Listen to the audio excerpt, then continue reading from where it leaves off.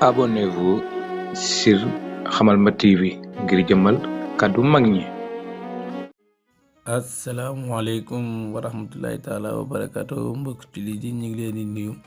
di leen ziyaara bu baax di leen ñaanal jàmm te di ko sàkk si yéen bu baax a baax di amaat kontaan bu baax a baax di leen wax ngeen gën di abonné bu baax seen chaîne bi di Hamalma TV di amee vidéo yi te di ko partagé bu baax di wax ñëw dinañ seen heure de prière yi waxtu julli yi di 6 au 12 janvier 2023 ñu ngi salaatu 6h23 suba si ñu ngi koy julli 6h38 tisbaar ñu ngi koy julli 14h15 takkusaan ñu ngi koy julli 16h45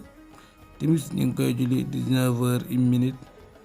geewe ñu ngi koy julli 20h01 di wax yàlla nagu ñu suñu jaamu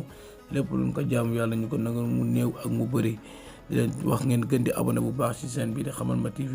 di aimer vidéo yi te di ko partagé wasalaamualeykum wa rahmatullahi taala wa barakaatu.